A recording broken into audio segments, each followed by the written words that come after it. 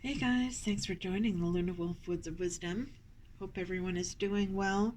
And just a reminder to hit subscribe so that you can be entered in the prize deck giveaway once we hit 1,000 subscribers. And that way you'll be notified when I put up new videos as well. Okay, so as we head into fall, I'm starting to do my darker themed decks. And one of these that I got recently is the Murder of Crows Tarot. This is by Lo Scarabeo, and there was also a limited edition, which I don't have. This is just the standard version, and I believe the limited edition is no longer available. So this is the box it comes in. Nice sturdy box, and there's the sides of it. So it's beautifully done. And then it pulls up at the top,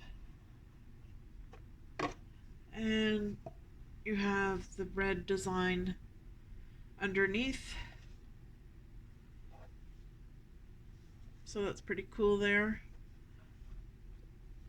And the guidebook is a typical size Lo Scarabeo guidebook. However, I must say what's different about this guidebook is, I would say, the quality of the text in the guidebook. I've gotten other Lo Scarabeo decks, and I've noticed that with the English text, it seems like there's a bit of a disconnect in the translation. It's like it was, the English was translated from another language, and in the process, there's some grammatical errors or syntax errors in conveying the meaning in English. It doesn't really add up. However, in this text, it's really well done, and not just that, but the information that's given in the English version of the book is much more thorough than you would typically find in a Lo Scarabeo deck. So just to get into it, at the beginning of the guidebook, another thing I like is that they did include a spread which is based on the theme of this deck. So they've got like a typical 1-card spread, a 3-card spread, but then they've also got a longer 7-card spread called the Counting Crows spread. And this one I really like. I haven't tried it, but I will. And another thing I like about this spread is that the titles of the cards, when you string them together, it is basically a poem that rhymes. So that's pretty cool. And then he gets into how to read the cards. I found this really refreshing because I haven't seen it explained in the way that he explained it. First of all, the text of this book is by Charles Harrington. The images in the deck are by Corrado Roy, and it says that the concept for the deck was formulated by Pietro Aligo. And so I'm not going to get into the explanation that was given on how to read the cards. You'll have to buy the book to read that. But it is a really good explanation. And then he also gives about a 4-card explanation about how to journey to the realm of the inner shadow.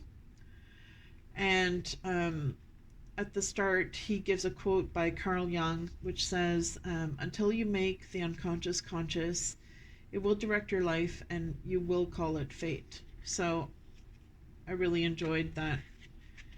He included a quote by Carl Jung, famous psychologist. Then we have information about the myth of the crow.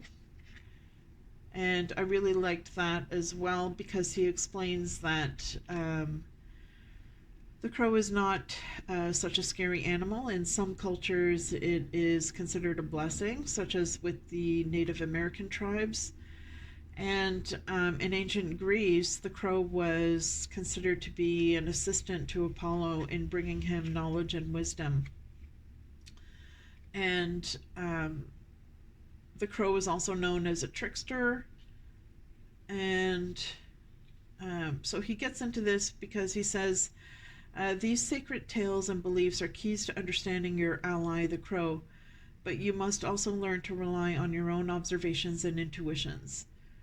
And it says, armed with both the collected wisdom of the ages and your own unique insights, the crow will be a powerful ally for you.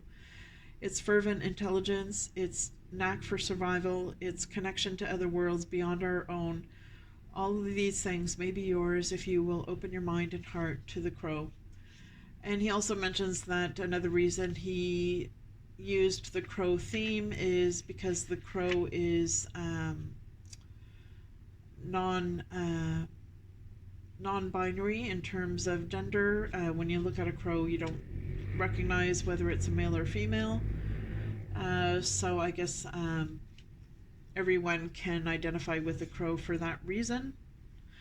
And he also gets into the tarot as a tool of spellcraft and how to use the meanings and keywords. And he explains that there are no reversals with this deck because basically the reason he did that was to make it easier for people to use the deck. And he does, however, give some tips if you do want to read reversals, ways that you can do that. And one part that I wanted to read to you, which I really liked here and found relevant in these times, was the note concerning masks. So he says, many of the denizens of this spectral realm have hidden their figures behind dark masks, cleverly shaped to resemble the beaked face of a crow. While such a mysterious visage may seem disconcerting at first, there is more to these creatures than meets the eye. In our own world, these masks were once donned by those medical practitioners who specialized in treating persons afflicted with the plague known as the Black Death, as it made its way raged across Europe. The masks allowed them to keep a safe distance from their patient, and the beak could be stuffed with healing herbs that were purported to keep the plague doctors safe from the disease's deadly miasma while they treated their patients. However, among these healers were many charlatans that preyed upon the weak and wary, selling false cures. This means, dear traveler, that you must be cautious as you journey through this realm and come into contact with these strange figures. Not everyone you meet in the cards is an ally, and you must learn to trust your intuition when determining who is a friend and who is a foe. So I found that very interesting. And so with the cards themselves, there are no pictures, which is typical of a low Scarabeo deck. There's a small paragraph about the meaning of the card, and there are keywords. So no reversals. However, if you really want to read it with reversals, you can. All right, so let's get into the cards. So these are the backs of the cards. They are glossy. So with the images on the backs of the cards, it gives the flexibility to use reversals if you really want to. And I don't really see any crow design in the backing of the card. However, it does fit the black and white theme of the deck. So we'll get into the cards themselves.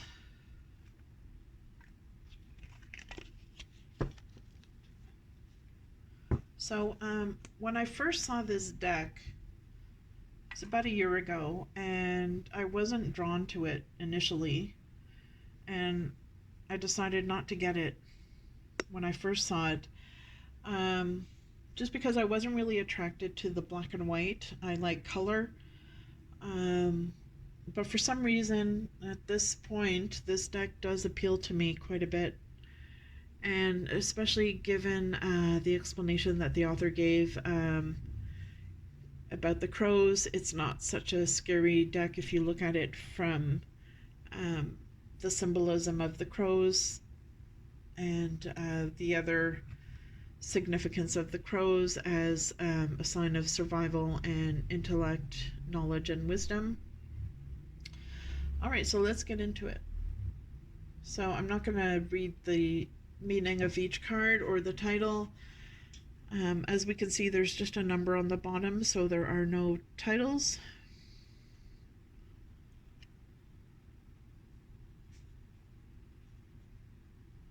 I'm going to try and go through fairly quickly because this is already getting to be a long video, but I think this deck really deserves it.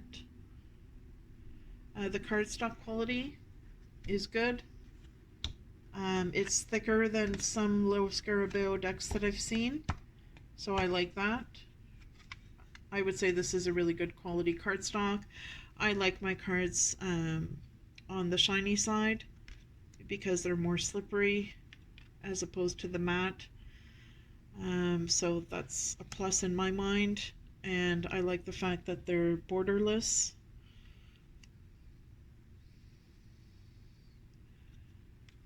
So I think obviously this would be a good deck to use for Halloween or for shadow work, but also you could use it year-round if this imagery appeals to you. And it's funny how imagery may not appeal to us at certain points in our lives, but then it does later on, which was the case with me.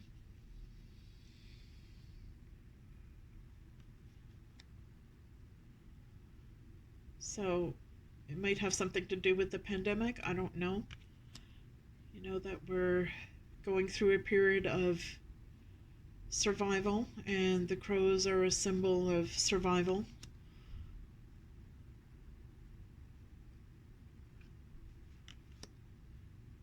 So the deck does follow the Rider-Waite-Smith themes for the imagery, so you can pick up on that easily even if you're a beginner. But it also puts a fresh stamp on it, fresh twist. I really like this one. I like how the moon is in so many of these cards.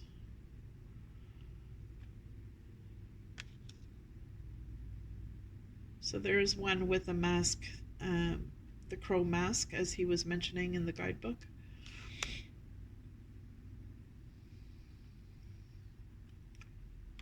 I think the art is really well done. And there's action in the cards, so you can use it for storytelling, which is one of the methods that he advocates for reading the cards.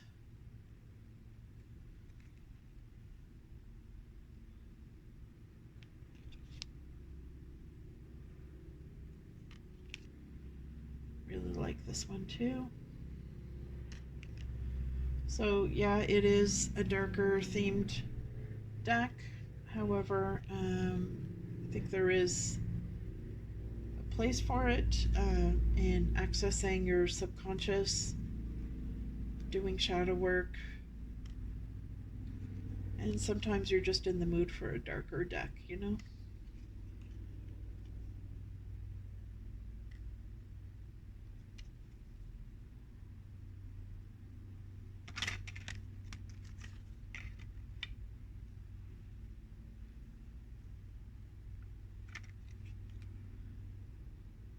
So feel free to pause this if you want to see the cards in more depth.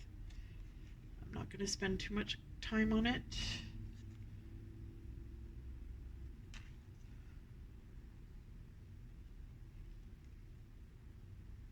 Really like this one.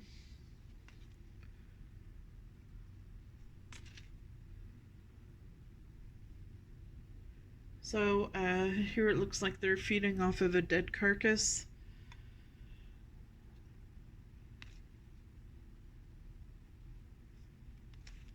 So the crows also symbolize, you know, they say when a crow crosses your path that it's a deceased relative or a deceased friend coming to see you with some important message. I'm sure all of us have had a crow cross our path at some point in our lives. Let me know if you felt like this was an important message from the dead for you. And other people think that if they see a crow, that it's a sign that someone close to them will die soon. Hopefully that's not the case.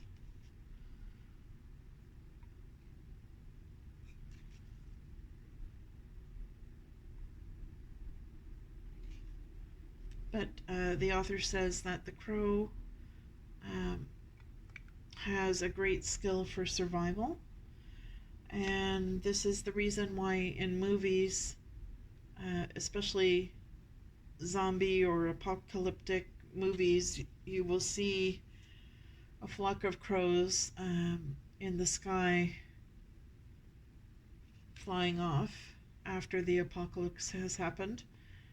And oh, that's a pretty cool image there. So a flock of crows is actually known as a murder of crows. That's what they're called. So that's the reason for the title of the deck, Murder of Crows Tarot.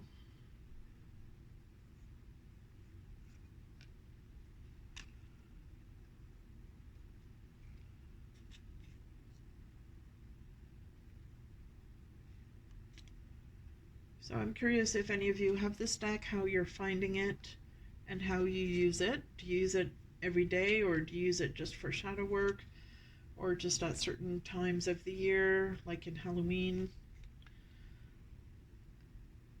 Do you find it's accurate? Is there a certain technique that you use to read the cards? I find the cards are really powerful with the imagery. So I feel like it's a heavy-hitting deck. If you like that, I would like that. And I feel like you would get strong intuitive hits out of it because the imagery is so unusual. So there we have it. That's the very last card. Hope you like this. And as usual, please remember to hit subscribe, like, share, and comment. I'd love to hear your comments about this deck for those of you that have it, how you're using it, how you find it. And I hope everyone is staying well during the pandemic. And stay tuned, there will be many more videos to come.